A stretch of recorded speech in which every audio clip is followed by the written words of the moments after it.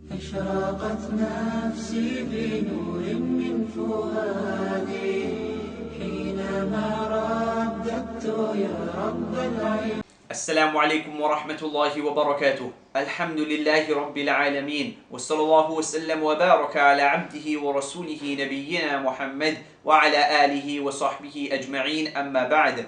أهلا وسهلا ومرحبا بكم. I welcome you inshallah to lesson number 10 of the second semester of the Student Guild.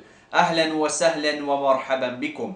Last week we concluded the chapter Bab Sujudi Sahu wa Ghayrihi, the chapter related to Sujud as-Sahu. Also we talked about Sujud at-Tilawa. Also we spoke about Sujud as-Shukr. And inshallah this week we go through the chapter Bab Salat al-Tatawwu', the chapter on the voluntary prayers. What is meant by Salat al-Tatawwu'? Those salawat which are not fard in their nature. Those salawat which are not an obligation upon the Muslims.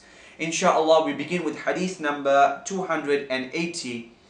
وعن ربيع بن كعب الأسلمي رضي الله تعالى عنه قال لي النبي صلى الله عليه وسلم سل.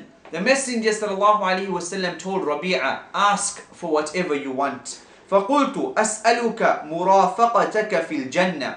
I ask you for your companionship in paradise. Ya subhanallah, look at the ulu al-himma, look at the high aspirations of this sahabi. I want your companionship in Jannah. Just like how I have it in this dunya, I also want it in the hereafter. The Messenger sallallahu alaihi wasallam says, أو غير ذلك, do you want something else also? هو ذاك, this is what I want.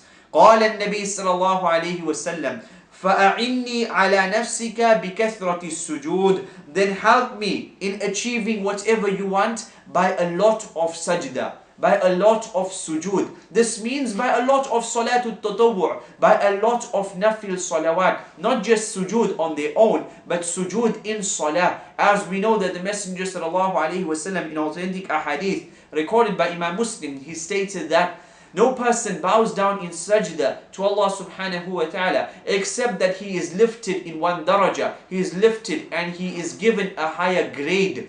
And no person bows down in sajda except that some of his sins are wiped away. So help me like this, help me with achieving my companionship with you in paradise through what? Through a lot of nafil salawat. And that's the reason Ibn Hajar al-Asqalani, he brings this hadith as hadith number 1.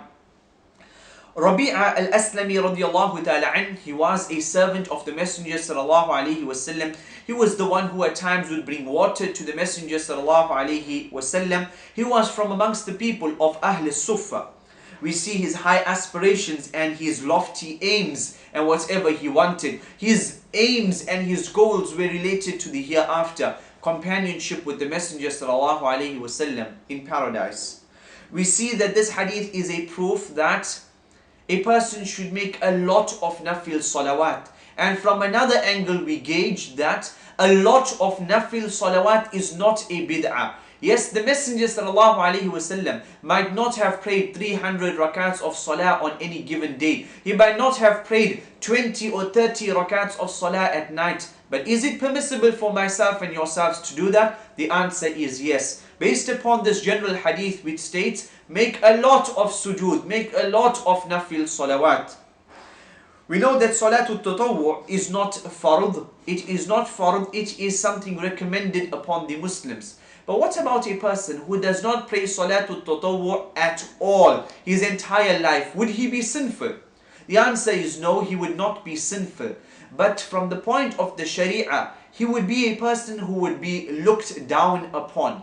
Why look down upon? He is not sinning. Why would he be looked down upon? Because he is unmindful when it comes to acts of worship. Because he does not want and he is showing disregard to these great rewards. So from that angle, the Sharia would look down upon a person who does not pray Salatul Tatawwu' at all. Because he is negligent when it comes to acts of worship. And we know that Imam Ahmed rahimahullah, when it comes to Salatul Witr, that if a person, it was not his custom to pray Salatul Witr, Imam Ahmed rahimahullah would hold that this person's testimony would be disregarded in the court. Why? Just because he does not pray Salatul Witr. His testimony would be rejected. We also see from this hadith that if a person prays a lot of salatul nafila, he would get the companionship of the Messenger sallallahu alaihi wasallam in paradise. So from this hadith we see that a lot of nafil acts of worship, a lot of salat and nafila, it is something recommended in the religion. Hadith number 281. وعن ابن عمر رضي الله تعالى عنهما قال حفظت من النبي صلى الله عليه وسلم 10 ركعات.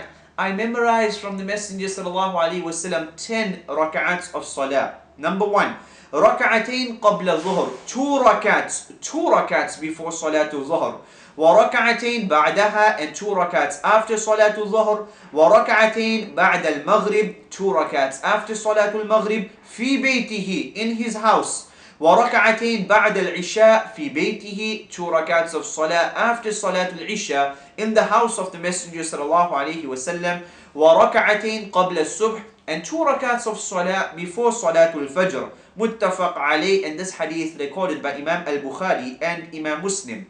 وفي رواية وركعتين بعد الجمعة في بيته, and 2 rak'ats of salah after salatul jum'ah, where? In the house of the Messenger sallallahu alaihi wasallam.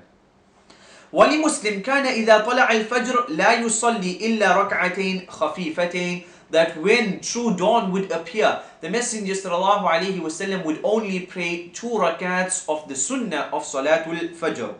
And in hadith number 282, dealing with the same topic, وعن عائشة رضي الله تعالى عنها أن النبي صلى الله عليه وسلم كان لا يدع 4 قبل الظهر وركعتين قبل الغداء. The Messenger صلى الله عليه وسلم would not leave off 4 rak'ats before salatul zuhr and 2 rak'ats before salatul fajr. This hadith gives us something extra not found in the previous hadith. In the previous hadith, Ibn Umar mentioned 2 rak'ats of salah before salatul zuhr. In this hadith, Aisha radiallahu ta'ala anha narrates 4 rak'ats before salatul zuhr.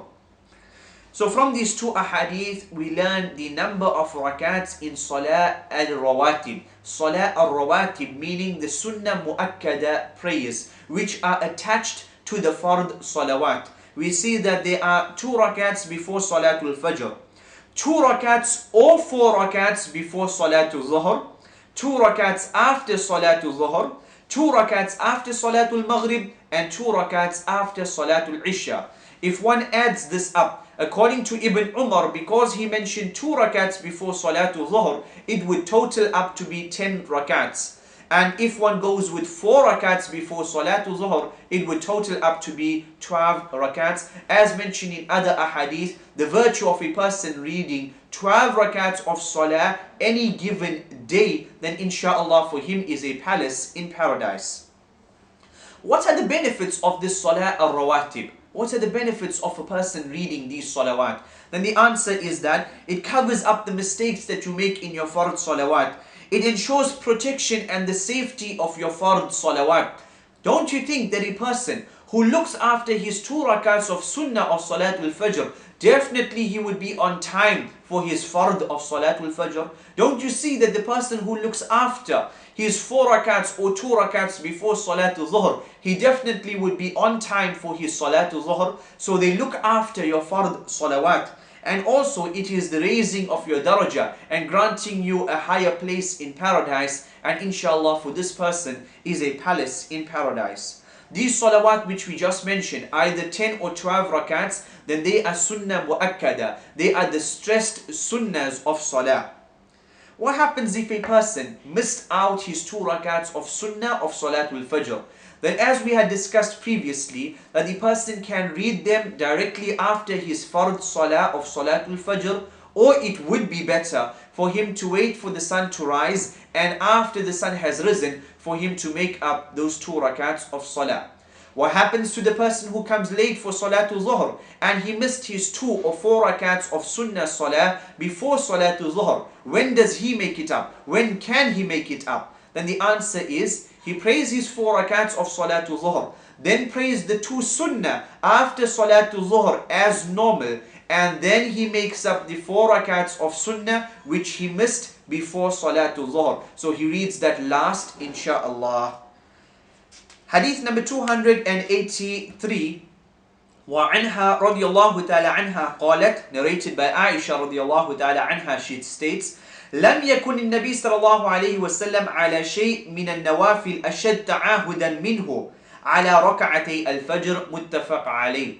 The Messenger sallallahu alaihi wasallam would not safeguard and look after any type of nafil salah as much as he did when it came to his 2 rakats before Salatul Fajr. He would never ever miss these 2 rakats, whether he was on safar or whether he was a resident in Hadar.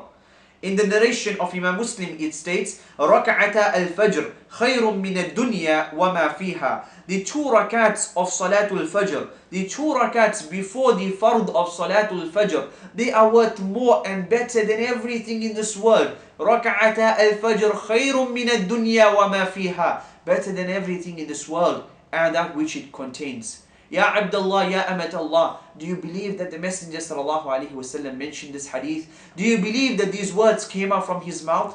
If that is the case, then how can you be lax when it comes to these 2 rakats of salah? How can you be lax when it comes to these 2 rakats of salah? How can you be lax when it is more virtuous and it is greater than everything in this world and everything that it contains? From the east to the west, the world, whatever it contains within this world, these 2 rakats of Salatul Fajr are better than everything in this world and everything that it contains. Hafizu ala salawat. Look after your salawat. This is your capital and this is your ra's al-mal.